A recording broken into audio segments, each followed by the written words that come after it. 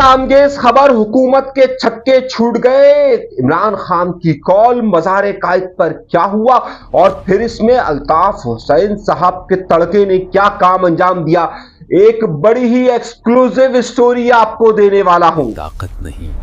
क्या Pakistan peoples party ने double game किया है और उस डबल गेम का नतीजा क्या निकला है? अभी बच्चे हो। मज़ार कायद के बाहर रात भर क्या मंजर होता रहा, ये सिर्फ और सिर्फ मैं आपको बताने वाला हूं। करते हैं, एक जलसा है, हो जाएगा, क्या हो जाएगा एक जलसे से, लेकिन समझने के लिए पीएचडी करनी पड़ेगी। आज के प्रोग्राम में मैं आपको बहुत बड़ी और ब्रेकिंग न्यूज दूंगा कि रात भर खेल क्या खेला जाता रहा और रात को मैं प्रोग्राम क्यों नहीं कर सका और उसकी सबसे बड़ी वजह मेरी कहां पर मौजूदगी थी। एक सनसनीखेज स्टोरी आपके सामने रखने वाला हूं, लेकिन उन सबसे पहले अगर आपके अंदर हिम्मत है और जिगर है तो जरा बर्दाश्त कीजिएगा, अगर नहीं है हिम्मत और जिगर तो फिर आप छोड़ दीजिएगा और यहीं से आप पीछे हट जाइएगा। अगर हिम्मत जिगर है तो चैनल जरूर सब्सक्राइब कीजिए और गुफ्तगू को सुनिए। आइए मैं आपको पूरी कहानी और एक्सक्लूसिव देता हूं। सबसे पहला मामला ये होना शुरू हुआ और सबसे बड़ी बात ये एकदम से सामने आना शुरू हुई कि आखिर तहरीक इंसाफ को इस हद तक इजाजत क्यों दी गई है। क्या एस्टैब्लिशमेंट ने उनके ऊपर हाथ खोला रखने का कह दिया है? पाकिस्तान पीपल्स पार्टी ने गेम को डबल कर दिया है और फिर अब अल्ताफ हुसैन भी इस जलसे में शिरकत की दावत पर दे रहे हैं। तो ये सारा मामला चल किस तरफ रहा है और हो क्या रहा है, मैं आपको देने वाला हूं एक्सक्लूसिव कहानी। 9 तारीख की रात से पहले का मैं आपको एक वाकया सुनाना चाहता हूं और उस वाक्य के बाद मैं आपको बड़ी अहम खबर दूंगा। 8 तारीख को यह बात वाज़ेह हो चुकी थी। 9 तारीख को सुबह सोहेल आफरीदी तहरीक इंसाफ के रहनुमा और इस वक्त वजीर आला केपीके कराची तशरीफ ला रहे हैं। अब इसमें कोई दो राय नहीं थी। पाकिस्तान तहरीक इंसाफ जितनी बची कुची 2 से 3 हिस्सों में तकसीम इस वक्त कराची शहर के अंदर मौजूद है, उसने ये कह दिया कि इख्तलाफात अपनी जगह पर, लेकिन हम वहां पर सोहेल आफरीदी का जरूर लेके चलेंगे। मगर ऐन उसी वक्त शाम 7 बजे के बाद ये बात सामने आना शुरू हुई कि पाकिस्तान पीपल्स पार्टी के न सिर्फ तहरीक इंसाफ की मरकजी क़यादत यानी कि सलमान अकरम राजा से लेकर सोहेल आफरीदी तक बराह रास्त राब्तों में, यानी वजीर आला सिंध वहां से बराह रास्त राब्तों में, और ये बात सिंध से ताल्लुक रखने वाले पीटीआई के कुछ लोगों को बहुत ज्यादा नागवार गुजर रही थी। जब वहां से ये बात कही गई कि हम आपको जलसा करने की इजाजत देते हैं तो पीटीआई 3 नहीं बल्कि कई हिस्सों में तकसीम हो गई। पीटीआई ने यह बात का ऐलान किया कि अब अगर इन्होंने बागे जिना भरने का ऐलान का कहा है और बागे जिना की इजाजत दे दी गई है तो अब बागे जिना को भरा कैसे जाएगा, और बागे जिना को भरना और इतने बड़े इंतजाम सिर्फ 2 दिन के अंदर, अगर 8 और 9 तारीख की दरमियानी रात तो कहा गया तो फिर 10 और 11 और 12 के दरमियान यानी 9 और 10 और 11 तारीख को ये इंतजाम किस तरीके से अंजाम पाएंगे। अब यहां पर यह मामला खराब होना शुरू होता है। पीटीआई की जो यहाँ की कायदत होती है वो ये बात समझ जाती है कि अब ये जलसागाह भरना इतना आसान काम नहीं है। जिन्होंने बागे जिना देखा हुआ है उनको अंदाजा होगा कि इस बागे जिना को सबसे पहले अल्ताफ हुसैन ने भरा था और बागे जिना की उन्होंने कुर्सियों वाली नशिस्त नहीं बल्कि फर्शी नशिस्त रखी थी और पूरा का पूरा भरा गया था। बागे जिना को इसके बाद 3 लोगों ने भरा है और उन 3 लोगों में जो सबसे बड़ा नाम आता है उनके बाद वो तहरीक लब्बैक पाकिस्तान है, उसके बाद जमीयत उलमा इस्लाम मौलाना फजलुर रहमान है और उसके बाद अगर कई नाम आते हैं तो उसमें आपको मिल जाएगा जमात इस्लामी जो कि कुर्सी नशिस्तों के साथ ये प्रोग्राम करती है। महाजर कौमी मूवमेंट उन्होंने प्रोग्राम किया है। इसके अलावा यहां से 3 बार बल्कि नहीं 2 बार तहरीक इंसाफ के रहनुमा इमरान खान ने खिताब किया, लेकिन तहरीक इंसाफ इमरान खान का भी जो खिताब था वो कुर्सी नशिस्तों पर था। पहले जलसे में उनको इतनी कामयाबी हासिल नहीं हुई थी, अलबत्ता दूसरे जलसे में उनको कामयाबी हासिल हुई थी। बागे जिना को भरना आसान काम नहीं था और ये बात तहरीक इंसाफ की कराची के अंदर मौजूद क़यादत बहुत अच्छी तरीके से जानती थी। इसी वजह से जब ये ऐलान किया गया और अगले दिन सुबह 9 बजे जब वो वहां से सोहेल आफरीदी आए और उन्होंने सिंध हुकूमत ने उन्हें मुकम्मल तौर पर प्रोटोकॉल दिया, तो अब उसके लिए तहरीक इंसाफ के लिए भरना ज्यादा नामुमकिन हो गया, क्योंकि तहरीक इंसाफ के लिए बात कही जाती थी कि वो एक मज़ाहिमती तहरीक है, वो मफाहिमती तहरीक नहीं है। मगर पूरे कराची के अंदर ये इमेज जाना शुरू हुआ और पूरे सिंध के अंदर ये इमेज जाना शुरू हुआ कि पाकिस्तान पीपल्स पार्टी और तहरीक इंसाफ मिलकर ये खेल खेल रही है। यह पैगाम किसे दिया जा रहा है वो अपनी जगह पर कायम था और इसी वजह से यहां पर कराची के अंदर तहरीक इंसाफ को मफाहिमती जमात करार दिया गया और यही वजह हुई कि 9 तारीख को जब वो यहां पर आते हैं तो सिवाय एक पश्तून कम्युनिटी के अलावा और चंद 100 लोगों के अलावा तहरीक इंसाफ कोई बहुत बड़ा काम नहीं कर पाती है। अब आपको ये लग रहा होगा कि मैं मजाक कर रहा हूं, लेकिन उसके अलावा अगर आप सोशल मीडिया को उठाकर देखेंगे तो आपको लगेगा कि तहरीक इंसाफ की बहुत बड़ी तादाद यहां पर आ चुकी है और तमाम मामला हो चुके हैं। उसकी सबसे अहम नुक्ता यह था कि तहरीक इंसाफ के रहनुमाओं ने एक फैसला किया, और वो रहनुमाओं का फैसला क्या था ये मैं आपको बहुत अंदर की कहानी बताता हूं। और उन्होंने 13 ऐसे लोगों को चुना कि जो कि तहरीक इंसाफ का पॉइंट ऑफ व्यू, नुक्ता नजर हर वक्त सोशल मीडिया पर वायरल करते रहते हैं। ये वो 13 लोग हैं कि जिन्होंने, जो कि हर वक्त अडियाला जेल के बाहर मौजूद होते हैं। ये वो 13 लोग हैं कि जो अलीमा खान के साथ मौजूद होते हैं, और ये वो 13 लोग हैं कि जो तहरीक इंसाफ की पंजाब और केपीके के अंदर और इस्लामाबाद के अंदर मौजूद तमाम खबरों को नशर कर रहे होते हैं। तहरीक इंसाफ के यही वो तमाम 13 लोग हैं कि जो ग्राउंड से तमाम मालूमात को ऊपर पहुंचा रहे हैं। मेरे पास इन 13 लोगों की लिस्ट है। इन 13 लोगों के लिए तहरीक इंसाफ ने खुसूसी खर्चा किया, और खुसूसी खर्चा करते हुए न सिर्फ उन्हें लेकर आए, उनको लेकर आने के साथ साथ उन्होंने यहां से इनको मूव भी करवाया, उनका हवाई टिकट का खर्चा भी भरा, यहां पर उनका रिहाइश का सबका इंतजाम भी किया और जेब खर्च भी दिया गया। अब ये 13 लोगों को इसलिए भी लाया गया था कि अगर यहां पर साहबी कुछ ऐसे सवाल पूछते हैं तो इनके 13 लोग उसके ऊपर हावी रहे, और मामला यही हुआ। इन्होंने 13 लोगों ने जैसे ही सोहेल आफरीदी एयरपोर्ट से बाहर निकले तो इन 13 लोगों ने इस तरीके का माहौल पैदा करने की कोशिश मुकम्मल तौर पर कर दिया। अच्छा, यही लोग एयरपोर्ट के अंदर थे। इसी वजह से जब सईद गनी ने उनको टोपी पहनाई तो इन्हीं 13 लोगों ने वो वीडियो बनाना शुरू की, क्योंकि ये एयरपोर्ट के अंदर का वाकया एयरपोर्ट के बाहर नहीं हुआ। सईद गनी एयरपोर्ट के बाहर उनका इस्तेमाल नहीं किया, बल्कि एयरपोर्ट के अंदर जाकर इस्तेमाल किया, जहां हाई ऑफिशियल अथॉरिटी होती है। और ये 13 लोग क्योंकि सोहेल आफरीदी के साथ ही मौजूद थे, इन्होंने फौरन वीडियोस बनाना शुरू कर दी, और वहीं से इन्होंने ये इमेज देना शुरू कर दिया कि तहरीक इंसाफ का धुआंधार एंट्री हो चुकी है, सईद गनी आ चुके हैं, और उन्होंने पाकिस्तान पीपल्स पार्टी को एक हीरो बनाने के तौर पर काम करना शुरू कर दिया। और इसी वजह से पूरी तहरीक इंसाफ का जितना सोशल मीडिया, चाहे बाहर बैठा होता है जहां बैठा होता है, उन्होंने इस इमेज को डेवलप करना शुरू कर दिया। मगर जो कराची की सियासत है वो इंतहाई मुख्तलिफ थी। कराची में सोहेल आफरीदी के जलसे के लिए इंतजाम करना जाहिर है यहाँ के लिए बहुत मुश्किल था। जैसे ही तहरीक इंसाफ के रहनुमा सोहेल आफरीदी अभी बाहर नहीं आए होते तो अंदर एक और जंग चल रही है, बाहर एक और जंग चल रही होती है। तहरीक इंसाफ के दो ग्रोह आपस में एक दूसरे के 10 तो गिरबां होते हैं तकरीबन। अलीम खान ग्रुप अलग चल रहा होता है और उसके साथ साथ रिहाई कमेटी का ग्रुप अलग चल रहा होता है।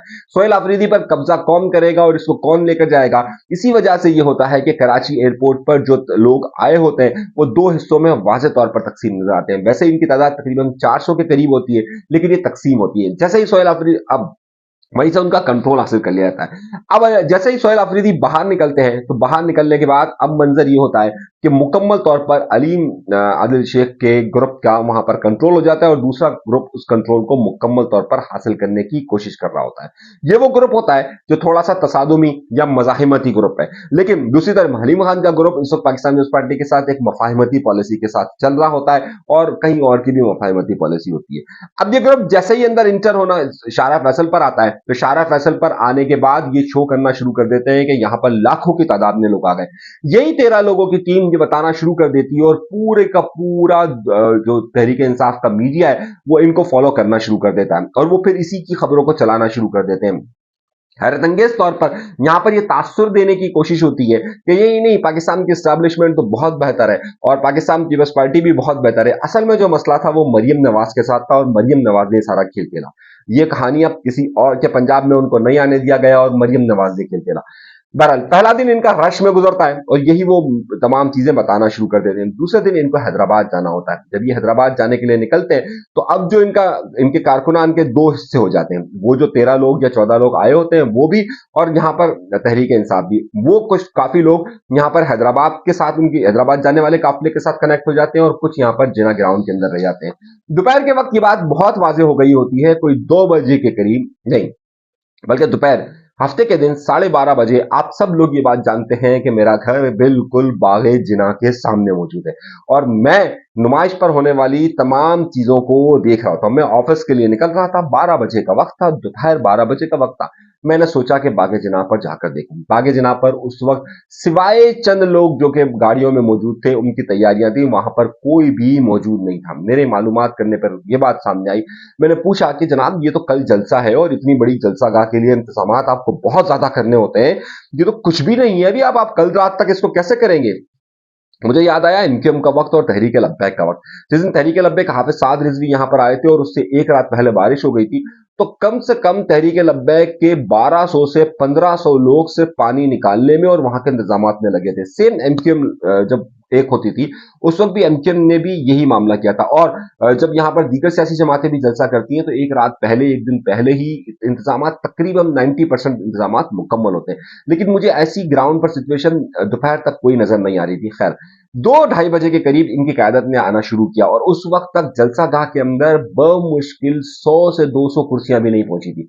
ये बात बहुत ज्यादा वाज़ेह हो रही थी कि ये कुर्सियां सिर्फ इसलिए आई है कि जो इनके लीडरान वीडरान आते हैं उनके बैठने के लिए, लेकिन जलसा गाह की जो तैयारी होती है, लाइटें वाइटें, ये वो, हरे इतने बड़े ग्राउंड के अंदर लाइट्स वाइट्स लगाना कोई आसान काम नहीं होता है। उस वक्त तक कोई इंतजाम नहीं थे। बहरहाल, मैं 2:30 बजे किसी काम से निकला तो उस वक्त मुझे पता चला कि यहां पर अब तहरीक इंसाफ के लोगों ने आना शुरू कर दिया है। अब ये हो गई एक कहानी। दूसरी कहानी समझिएगा, इंतजामात अभी मुकम्मल नहीं है। अब मामला ये था कि इन्होंने ये कहना शुरू कर दिया कि इनके पास अभी तक जो डिस्ट्रिक्ट ईस्ट है उसकी तरफ से कोई वेरिफिकेशन नहीं आई हुई है, यानी कि उनके पास से अभी तक एनओसी नहीं आया हुआ। मैंने डिस्ट्रिक्ट ईस्ट में फोन किया, मैं आपको बहुत, मेरे पास शवाहिद मौजूद है, मैं आपको गवाही के तौर पर दे सकता हूं। डिस्ट्रिक्ट ईस्ट से मुझे पता चला, मेरे भाई इनको बागे जिना का हमने एनओसी दे दिया है। तो अब मैंने इनसे जब पूछा कि बागे जिना का एनओसी दे दिया है और ये कह रहे हैं कि हमने 25 लाख रुपए फेडरल को भर दिए, ये बात झूठ है। अब मैं आपको बताता हूं। एमक्यूएम ने यहाँ इतने जलसे किए, जमात इस्लामी ने इतने जलसे किए, लास्ट जलसा मौलाना फजल रहमान ने किया, तहरीक लब्बैक जलसे कर चुकी है, महाजर कौमी मूवमेंट जलसे कर चुकी है, खुद पीटीआई भी जलसे कर चुके हैं। हमेशा बागे जिना की जो प्रॉपर्टी है या बागे जिना में जलसे की जो इजाजत है वो डीसी देता है, उसका वफाक से कोई भी लेना देना नहीं होता है। जब इनको ये कहा गया कि इन्होंने 25 लाख रुपए भी वहां नहीं भरे थे, पहले इन्होंने कहा कि जनाब हमने 25 लाख रुपए भर दिए। मैंने मज़ार कायद इंतजामिया से पूछा, उन्होंने कहा कोई 25 लाख रुपए नहीं भरे।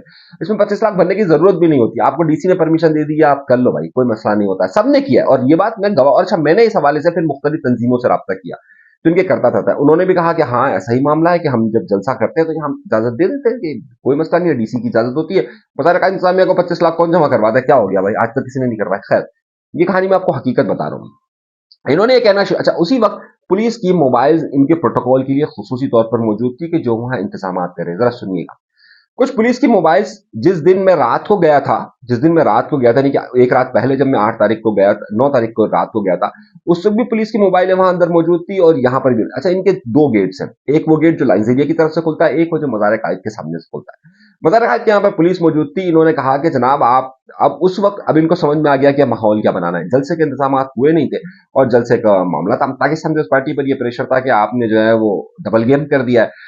अब मामला यहां पर हुआ कि 2:30 बजे के करीब वो ग्रुप के, आपको याद होगा कि एक ऐसा ग्रुप है यहां पर कि जिनकी सियासत ही पाकिस्तान पीपल्स पार्टी के खिलाफ एक्शन से चलती है। वो एमक्यूएम के खिलाफ भी एक्शन करते हैं, वो सोसाइटी के खिलाफ भी एक्शन करते हैं। ये 6-7 लोगों का ग्रुप है, खास तौर पर ग्रुप है। आपको याद होगा यही ग्रुप वो था कि जिसने सिंध हाउस के ऊपर इस्लामाबाद के अंदर जो है वो दरवाजे पर लाते मारी थी। ये वही ग्रुप था कि जिसने शारा फैसल पर 9 तारीख को फौज को गालियां दी। अच्छा, अब ये हो जाता है एक्टिव। ये पहले 2:30 बजे के करीब, 3 बजे के करीब ये माहौल बनाना शुरू करते थे, देखिए पुलिस ने हमें इजाजत नहीं दी, पुलिस ने हमें इजाजत नहीं दी, पुलिस ने हमें इजाजत नहीं दी। अच्छा भाई, अब मैं ये बात मालूमात करता हूं कि पुलिस ने इजाजत नहीं दी, मैं पुलिस इंतजामिया से बात करता हूं। उन्होंने कहा भाई हम सिक्योरिटी के लिए खड़े, इनकी जो गाड़ी आएगी दरवाजे से अंदर घुस जाए, हमें क्या ऑब्जेक्शन है। अच्छा, अब यहां पर बज गए 5। मैंने डीसी ईस्ट से पूछा तो उन्होंने मुझे बताया, डीसी ईस्ट की ऑफिस से मैंने पूछा और मुझे कंफर्म मालूमात ये हुई कि भाई हमने इनको दे दिया है। तो मैंने कहा मुझे भी दे दें। उन्होंने, जो साहब थे, उन्होंने कहा अच्छा मैं ऑफिस पहुंचता हूं तो मैं आपको इसका नोटिफिकेशन दे देता हूं। मैंने कहा अच्छा ठीक है, बहुत अच्छी बात है। मैंने हुकूमत सिंध से पूछा, एक बड़े अहम वजीर से पूछा, मैंने कहा भाई आपने दिया है? उन्होंने कहा हाँ हमने दिया हुआ है। मैं गेम समझ रहा हूं, अब आप गेम को गेम की तरह समझिएगा, फिर मैं आता हूं एमक्यूएम वाले मामले पे, फिर मैं आता हूं आपको बहुत अंदर की खबरें और देता हूं, पहले गेम को समझिएगा।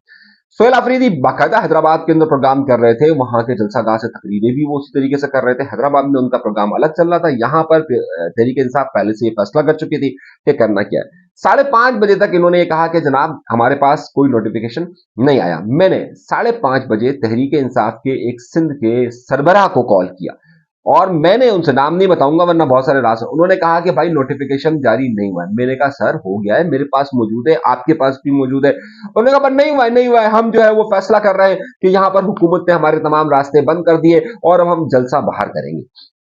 अब कहानी को समझिएगा, एक तरफ मैं ग्राउंड में देख रहा हूं कि इंतजामात नहीं है, मैं खुद अपना अहनी शाहिद हूं, मतलब आप मेरी आंखों से तो धोखा नहीं दे सकते। दूसरी तरफ नोटिफिकेशन आया हुआ है। उसके बाद पाकिस्तान पीपल्स पार्टी ने वो नोटिफिकेशन बाकायदा जारी कर दिया। सही है, मतलब मेरे पास था, मैं इसलिए नहीं देना चाहता, मैंने कहा मैं अपने शो में दूंगा। मैं ट्विटर फेसबुक आमतौर पर नहीं इस्तेमाल करता, तो मैंने कहा अपने शो में दिखा दूंगा कि ये नोटिफिकेशन है और ये एनओसी दिया हुआ है इनको बाकायदा। इसके बावजूद के कराची शहर में दफा 144 लगी हुई है, इनको परमिशन दे दी गई। पीटीआई वहां प्रोग्राम करना, अच्छा पीटीआई ये चाहती थी कि मजार कायद के बाहर प्रोग्राम किया जाए। अब मजार कायद के बाहर की वजह क्या है? आपको पता होगा कि जो लोग कराची से वाकिफ हैं, वो बीआरटी बनने की वजह से नुमाइश चुरंगी इतनी सी रह गई है, तो नुमाइश चुरंगी इतनी सी रह गई है। और अगर आप नुमाइश चुरंगी को ब्लॉक कर देते हैं तो होगा नतीजा ये कि आप 4 लोगों सिर्फ, और आपने नुमाइश चुरंगी ब्लॉक किया हुआ है, तो नुमाइश चुरंगी के जो 8 रास्ते जा रहे हैं ना, 2 इस तरफ से आ रहे, एक इस तरफ जा रहा होता है, एक इस तरफ से आ रहा होता है, 2 इस तरफ जा रहे होते हैं, 2 इस तरफ जा रहे होते हैं, ये 8 के 8 रास्ते बंद हो जाएंगे। और नुमाइश चुरंगी को 2 मिनट बंद करने का मतलब ये होता है कि एक तरफ गुरु मंदिर तक गाड़ियां खड़ी हो जाएंगी, एक तरफ जो है कैफरी सिनेमा तक गाड़ियां खड़ी हो जाएगी, एक तरफ जो है वो निश्तर पार्क तक गाड़ियां खड़ी हो जाएगी, और एक तरफ जो है ये आपका खुदादाद चुरंगी तक जो है वो ट्रैफिक जाम हो जाएगा। यही होगा ना, अगर आप जो लोग कराची से वाकिफ है, उन्होंने कहा भाई ठीक है, अब इस तरीके से मजमा भी बड़ा लगेगा, जलसा भी बड़ा लगेगा, उन्होंने कहा हम मज़ार कायद के बाहर कर दिए। ठीक है, अब पाकिस्तान पीपल्स पार्टी समझ गई। अब पाकिस्तान पीपल्स पार्टी समझी तो पाकिस्तान पीपल्स पार्टी को कुछ लोगों ने कहा हाँ भाई, बहुत कह रहे थे। अब पाकिस्तान पीपल्स पार्टी आई मैदान में, उस वक्त तक पाकिस्तान पीपल्स पार्टी मैदान में नहीं आ रही। उसके बाद जियाल अंजार का बयान, नासिर हुसैन शाह का बयान, उन्होंने कहा भाई हमने आपको इजाजत दे दी, आपने बाग जिना मांगा था, हमने आपको बाग जिना दे दिया। अब आप रोड ब्लॉक कर रहे हो, अब आप जानबूझ के तसादुम की कैफियत, अच्छा फिर पाकिस्तान तहरीक इंसाफ के लिए तसादुम की कैफियत में जाना ही जरूरी था, और वो पाकिस्तान तहरीक इंसाफ सोच चुकी थी कि उन्हें तसादुम की कैफियत में जाना है, इसी सूरत में उनकी दुकान चलेगी। मुफाहमत की पॉलिसी यहां पर नहीं चल सकती। अब उन्होंने दूसरी तरफ वो जलसा का भर नहीं सकते थे, और ये अंडरस्टूड सी बात है। अब जो प्रोपेगेंडा हो रहा है उस सबको छेड़ दीजिए। पाकिस्तान पीपल्स पार्टी जो ये समझ रही थी कि वो टोपी पहना देगी, अब पाकिस्तान पीपल्स पार्टी को ये लगने लगा कि उनको टोपी पहना दी गई है। दोनों तरफ बता रहा हूं। दूसरी तरफ मुख्तार हल्के भी ये सोच रहे थे कि भाई जब ये आसान शो हो रहा था, मुफाहमती शो, और तो हम आपसे कह भी रहे थे कि ये मुफाहमती शो वाला काम नहीं है। अच्छा, इसी दौरान एक वफाक के अंदर भी सियासत चल रही थी, और वफाक के अंदर बार बार ये कहा जा रहा था कि शहबाज शरीफ साहब को हटाकर क्या बिलावल भुट्टो हज़ारी या किसी और को भी लाया जा रहा है, और क्या एक पेज खत्म हो गया है। तो उस हवाले से बहुत सारे लोगों ने अब चमकोइयां शुरू कर दी कि देखिए अब क्या एस्टैब्लिशमेंट के करीब पीपल्स पार्टी हो गई है, या पाकिस्तान पीपल्स पार्टी एस्टैब्लिशमेंट के खिलाफ हो गई है, क्या पाकिस्तान पीपल्स पार्टी कोई नया गेम कर रही है, एस्टैब्लिशमेंट को ब्लैकमेल कर रही है, और वो सिंगल पेज में नहीं, ये खबरें कहां से निकल रही है। इसी वजह से जब ये मामला चल रहा है, अब दोनों तरफ की खबर को ध्यान में रखिएगा। तीसरी तरफ एमक्यूएम वाले, यानी कि एमक्यूएम लंदन की तरफ से इस बात का ऐलान हो चुका कि जनाब जलसा गाह में जाना है, तो एमक्यूएम लंदन ने अपनी तौर पर चलाना सोशल मीडिया पे शुरू कर दिया कि भाई हम सब लोग वहां पर पहुंचेंगे, जाएंगे, आएंगे। उनके पीछे पड़ गई एमक्यूएम पीएसपी का फैक्टर, और कहा कि देखिए हम तो कहते थे दोनों इमरानी और ये। अब जब ये मामला चल रहा था तो इसी दौरान मुस्तफा कमाल के एक पुराने बयान को निकाला गया, और उसमें मुस्तफा कमाल साहब ने शायद ये कहा था कि यार देखिए कुछ लोग स्प्रे हुआ तो कुछ लोग दिल से निकला। अच्छा, वो तहरीक इंसाफ के मुतालिक था या नहीं था वो एक अलग बात है, वो तहरीक इंसाफ के मुतालिक नहीं था, वो बयान किसी और हवाले से था, उन्होंने वो निकाला। तो जो पीटीआई के लोग हैं वो मुस्तफा कमाल पर उन्होंने चढ़ाई शुरू कर दी। अब माहौल सोशल मीडिया तक हो गया गर्म, और इस सोशल मीडिया को गर्म करने में उन 13 लोगों ने बड़ा अहम किरदार अदा किया कि जो कि सारा काम वीडियो लिंक्स के जरिए, जो वीडियोस के जरिए करना चाह रहे थे। ये मैं आपको खबर दे रहा हूं। इनको टॉ किया बाहर के लोगों ने, और टॉ यानी कि बाहर की जो तहरीक इंसाफ पीटीआई बैठी हुई उन्होंने, और इस्लामाबाद और पिंडी के अंदर जो लोग बैठे हुए हैं तहरीक इंसाफ के, उन्होंने, और एक माहौल बना दिया कि पीपल्स पार्टी से तसादुम हो गया। 9 बजे के करीब मैं ऑफिस से निकला। मैं आपको कहानी बता रहा हूं, मैं फिर बता रहा हूं, आप सबको बहुत अच्छी तरीके से पता है कि मेरा घर कहां पर है, और मैं किसी से ढकता छुपता भी नहीं हूं, डरता भी नहीं हूं। और जो लोग ये बात जानते हैं, कराची के माहौल से वाकिफ है, उनको पता है कि भाई आपको पता है हम से सच बताते हैं कि हुआ क्या, खेल पूरा क्या हुआ, करते करते हम। अब जब मैं आया 9 बजे, तो मैंने ये देखा कि मैं खड़ा हो गया बाग जिना के दरवाजे पर। बाग जिना के दोनों दरवाजे खुले हुए थे, अंदर 2-4 गाड़ियां खड़ी हुई थी, और कोई भी नहीं था। पुलिस का नामो निशान तक नहीं था, पुलिस का नामो निशान नहीं था। अगर आप खुदादाद से कराची अगर नुमाइश की तरफ आ रहे हैं, तो अब मेरा रुख नुमाइश की तरफ यानी मेरे घर की तरफ है। मैं ऑफिस से निकला और मेरा रुख मेरे घर की तरफ है। इस तरफ ये मंजर चल रहा था। दूसरी तरफ सड़क पे, जो कि सड़क नुमाइश से खुदादाद की तरफ जाती है, वहां कोई 5 बाइक्स खड़ी हुई थी, जिसके अंदर कोई 10-11 लड़के पीटीआई के झंडे लेकर खड़े हुए थे। दोनों तरफ से सड़कें चल रही थी, सब कुछ चल रहा था। मैं गुजर कर वहां से निकल गया। ये मैं आपको बात बता रहा हूं 9:30 बजे की, डॉट 9:30 बजे की, सही है, डॉट 9:30 बजे। 10:10 तक ये माहौल इस तरह। 11 बजे मुझे पता चलता है कि जनाब वहां पर बहुत सारी गाड़ियों को तोड़ दिया गया है, और एक साहब ये वीडियो बनाते हैं, मैं आपको दिखा सकता हूं। वो कहते हैं कि गाड़ियों को तोड़ दिया गया है, गाड़ियों को नुकसान पहुंचाया गया। अच्छा, मैं हैरत ज़दा क्योंकि वहां तो गाड़ियां थी ही नहीं, माहौल ही नहीं था, कुछ था ही नहीं कि गाड़ियों को तोड़ दिया जाए। खैर अब उन्होंने बना दी तसादुमी कैफियत, ताकि तसादुमी कैफियत है। अब बाकायदा मंसूबे के तहत कुछ पीटीआई के वर्कर्स और ये लोग मज़ार कायद के उस तरफ खड़े हो गए और इन्होंने वो वाली जो सड़क जो खुदादाद से मज़ार कायद की तरफ आती है, सॉरी मज़ार कायद से खुदादाद की तरफ आती है, वो बंद कर दी। मैं फौरन गया, मैंने कहा भाई देखूं क्या मंजर है। अच्छा, मेरे जाते हुए ये मंजर खत्म हो गया, क्योंकि उस वक्त पुलिस ने उनको वो सड़क बंद करने से हटा दिया, और क्योंकि पुलिस उस वक्त वाज़ेह तौर पर ज़िया लंजार के अहकामात आ चुके थे कि जनाब पुलिस सड़क बंद नहीं करने देगी। अच्छा, अब आपको खुद पता है कि अगर नुमाइश अगर 10 मिनट बंद हो जाए, 10 मिनट बहुत ज्यादा मैं बता रहा हूं, नुमाइश अगर 2 मिनट के लिए चौक हो जाए ना, तो आपको खुद अंदाजा है कि उसके बाद होता क्या है। नुमाइश का मतलब है कि पूरे अतराफ की आबादियां सारी बंद हो जाती हैं, सदर बंद हो जाएगा, सदर जैम हो जाएगा, गार्डन जैम हो जाएगा, गुरुबंदर जैम हो जाएगा, शारा फैसल पर पहुंच जाएगा, खुदादाद चौरंगी फंस जाएगी। तो ये एक पूरा शहर में, अब पुलिस ने ना उनको कहा कि भाई आप यहां से हटो, और अगर हटो ताकि ये रास्ता खुले ताकि ये सब हो। अब मामला हुआ ये कि इन्होंने कहा कि भाई अच्छा, अब पुलिस वालों ने कहीं और फोन किया कि भाई क्या करना है इनका। सही है, उन्होंने कहा कि यानी सिंध हुकूमत से, आप समझिए सिंध हुकूमत होगा, सिंध हुकूमत ने कहा भाई हटाओ इनको, रास्ता तो खोलो, कल जो होगा सो देखा जाएगा, वो कल होगा। अब ये हो गया माहौल खराब। अब यहां से पीटीआई ने बाकायदा न सिर्फ पीपल्स पार्टी को, एस्टैब्लिशमेंट को और सबको हदफ करना शुरू कर दिया। मैंने आपको पूरी कहानी इसलिए बताई कि अब अच्छा इसी दौरान पे हुआ ये कि जो प्रोपेगेंडा इस्लामाबाद के अंदर या जो मामला इस्लामाबाद के अंदर चल रहा था कि मौजूदा हुकूमत और पाकिस्तान के मुतल्लिक अहल को एस्टैब्लिशमेंट के दरमियान एक पेज खत्म हो गया है, वहीं पर सुबह अता तारड़ एक प्रेस कॉन्फ्रेंस कर चुके होते हैं, लेकिन रात के उस वक्त पर एक प्रेस कॉन्फ्रेंस का एहतमाम किया जाता है और अता तारड़ और मोहसिन नकवी वहां पर प्रेस कॉन्फ्रेंस करते हैं और इस बात को बताते हैं। अच्छा, मोहसिन नकवी का मतलब हो गया दो चीजें, पाकिस्तान के मुतल्लिक हाल के, यानी कि पाकिस्तान के एस्टैब्लिशमेंट, पाकिस्तान पीपल्स पार्टी, और रफीक और तारड़ का मतलब हो गया कौन, पाकिस्तान मुस्लिम लीग नून। तो इन तीनों के मुश्तरका फिर ये प्रेस कॉन्फ्रेंस होती है और सिंगल पेज खत्म होगा। उसके बाद अब जो क्योस दर हकीकत वफाक की सियासत के अंदर चल रहा था, वही सिंध के अंदर नजर आ रहा था। सिंध के अंदर समझ रहे हैं हम कि अब आप जरा गौर कीजिएगा, आप कड़ियां मिलाएगा। तो इसका मतलब यह है कि जो ये तासुर जा रहा था कि पाकिस्तान पीपल्स पार्टी ने क्या एस्टैब्लिशमेंट के साथ गेम कर दिया, या एस्टैब्लिशमेंट और पाकिस्तान पीपल्स पार्टी ने मिलकर मुस्लिम लीग नून के साथ गेम कर दिया, जो कराची के अंदर हो रहा था, ये अफवाहें इस तरह की गर्दिशें करने लग गई थी। अच्छा, उसी का तासुर को फिर बड़ों की गुफ्तगुएं हुई हैं और उसके बाद ये प्रेस कॉन्फ्रेंस की गई और फिर ये तासुर दिया गया कि नहीं। और उसके बाद अब एक तरफ कराची का माहौल बदल रहा था, पीटीआई और पाकिस्तान पीपल्स पार्टी के इंतजामिया के दरमियान ताल्लुकात कशीदा हो रहे थे, और दूसरी तरफ जो स्मूथ माहौल था, और दूसरी तरफ ये तब्दीली रुनुमा हो रही थी कि जनाब सिंगल पेज पर आ गया। उसके बाद माहौल बदल गया। अब मसला ये हुआ कि रात को कोई 2:30 बजे तक तो पीटीआई का काफिला आ रहा था, तब 2:30 के बाद इनका काफिला हैदराबाद से निकला।